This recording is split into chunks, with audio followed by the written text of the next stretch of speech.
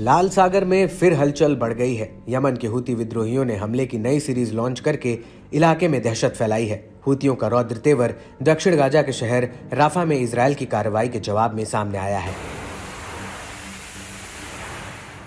इसके बाद अमेरिकी सेना हरकत में आ गई है। लाल सागर में जंगी जहाजों की तैनाती बढ़ा दी है। एक अमेरिकी अधिकारी ने बताया कि यूएसएस ड्वेड डी आइजनहावर युद्धपोत वापस लाल सागर में लौट आया है। बताया जाता है कि लाल सागर में हूती के हमले रोकने में यह युद्धपोत सबसे आगे रहा था। यमन के हूतियों ने मंगलवार को कमर्शियल जहाजों पर अपने हमले तेज कर दिए। यूके समुद्री व्यापार संगठन ने बताया कि यमन के अदन से 82 समुद्री मील दक्षिण में एक मर्चेंट शिप पर 2 जोरदार हमलों का सामना करना पड़ा। हालांकि जहाज और उसके क्रू मेंबर्स को ज्यादा नुकसान नहीं पहुंचा है, मगर इस हमले ने एक बार फिर हूतियों की उस चेतावनी को सच साबित कर दिया है जिसमें उसने कहा था कि वो इजरायली जहाजों को और अधिक दूरी तक टारगेट करेगा। इसके बाद यूएस सेंट्रल कमांड ने बुधवार को दावा किया कि हूतियों के खिलाफ चलाए जा रहे ऑपरेशन में हमारी सेना ने यमनी सशस्त्र बलों की ओर से लॉन्च 3 ड्रोन और 1 एंटीशिप बैलिस्टिक मिसाइल को इंटरसेप्ट किया है।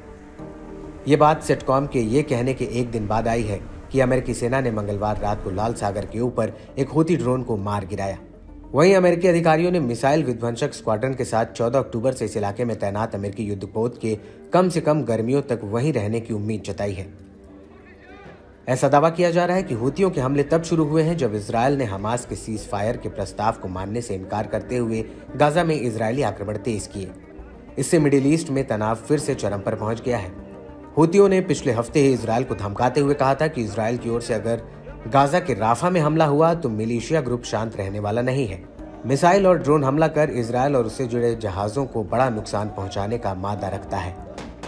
इसके साथ ही हूती विद्रोहियों ने दावा किया है कि समूह के एक बड़े इजरायली और अमेरिकी जासूसी गिरोह को टारगेट कर तबाह कर दिया है, जो दोनों देशों के बीच सूचनाएं भेजने का काम कर रहा था। बता दें कि बीते दिनों यमन के हूती संगठन ने फिलिस्तीन के समर्थन में अपने अभियान के चौथे फेज के शुरू किए जाने के ऐलान किया।